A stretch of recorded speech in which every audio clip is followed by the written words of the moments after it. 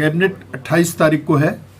हमने अपने सचिव को निर्देशित किया है कि कैबिनेट में जो 10 किलो चावल 10 किलो गेहूं हम किसान उपभोक्ता को दे रहे हैं वो 3 महीने के लिए स्वीकृत हुआ है, वो साल भर तक के लिए कर दें। और साथ ही प्रत्येक कार्ड पर 2 किलो चीनी हम उपलब्ध करा सकें, इसके लिए कैबिनेट में जो खाद्य विभाग का है वो लाना है। और कैबिनेट में सबसे महत्वपूर्ण जो राजस्व विभाग का हमारा है वो ये है कि जो विनियमितीकरण करने का पैसा लोगों ने जमा किया था, लगभग 3-3, 4-4, 5-5 साल से लोगों ने विनियमितीकरण का पैसा जमा किया है, लेकिन उनका विनियमितीकरण नहीं हुआ।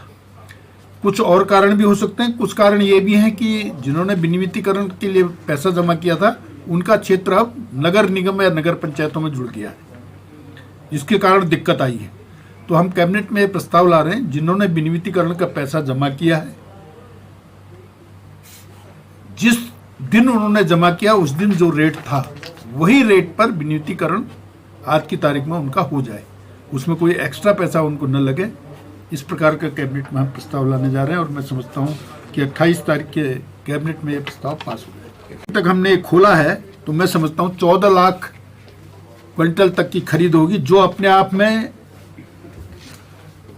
12,75,000 क्विंटल हमने खरीद लिया है, और जो 14 लाख से ऊपर निकल जाएगा, जो अपने आप में एक रिकॉर्ड है। पिछले कई सालों से हमने कभी 10 की दहाई पार नहीं की, 10,000 क्विंटल से नीचे ही हमने खरीदा है।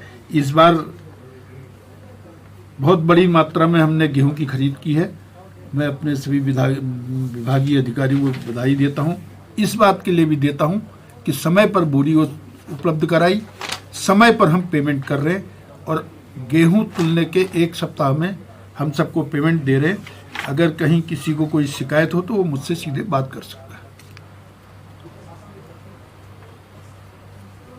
13,84,000 कार्ड अंत्योदय और सफ़ेद कार्ड प्राथमिक राशन कार्ड हैं, जिनको हम 3 रुपये किलो चावल देते हैं और 2 रुपये किलो गेहूं देते हैं।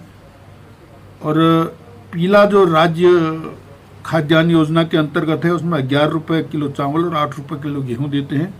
ये 9.65 लाख हमारे पास कार्ड, 9.65 कार्ड, हम 9,65,000 कार्ड हमारे पास हैं।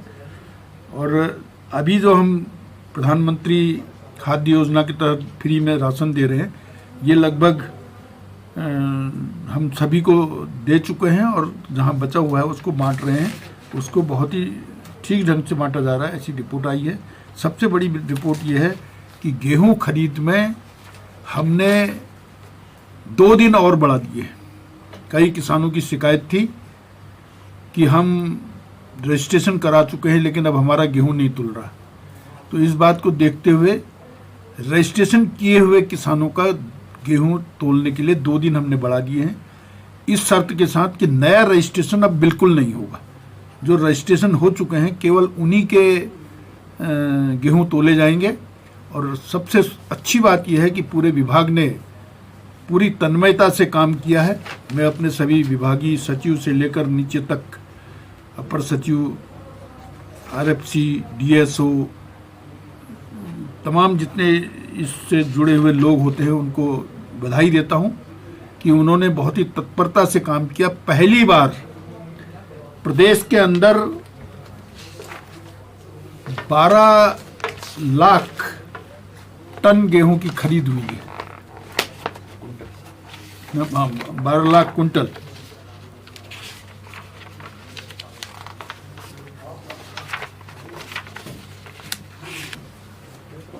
हमने खाद्य विभाग की एक बहुत ही महत्वपूर्ण बैठक की है।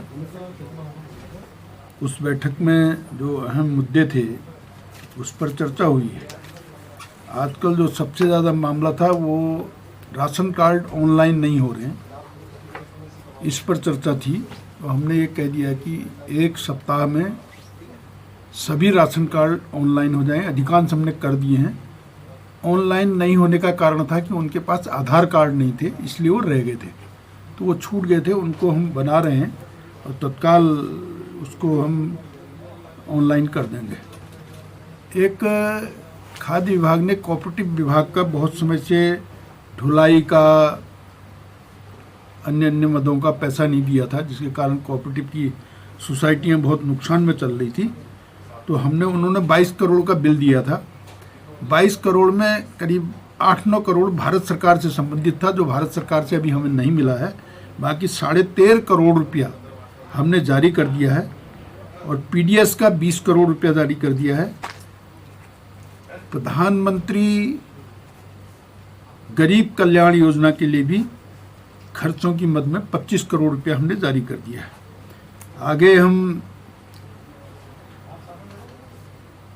खाद्य विभाग द्वारा जो 10 किलो राशन दे रहे हैं, 10 किलो चावल, 10 किलो गेहूं दे रहे हैं, वो 3 महीने की बजाय साल भर तक मिले, इस बात का, और हर कार्ड पर 2 किलो चीनी मिले, इस बात का प्रस्ताव भारत सरकार में ले जा रहे हैं, वो कैबिनेट में ले जा रहे हैं। और मैं समझता हूं कि कैबिनेट पर इस पर विचार करके ये स्वीकृत होगा तो लोगों को बहुत लाभ मिल जाएगा। हल्द्वानी के एफसीआई गोदाम की स्थिति बहुत खराब है और उसमें जो माल रखा जाता है उसकी निचली सतह लगभग सड़ जाती है, ऐसी स्थिति हो गई थी। बहुत लंबे समय से एफसीआई की गोदामों की मरम्मत नहीं हुई है। तो हल्द्वानी के एफसीआई गोदाम की तो हमने पैसा जारी करने के लिए कह दिया। अन्य गोदामों के लिए भी और जगह के गोदामों के लिए भी हम रिपोर्ट मंगा रहे हैं और उनकी भी मरम्मत की चिंता कर रहे हैं, उनको भी हम करेंगे। और जो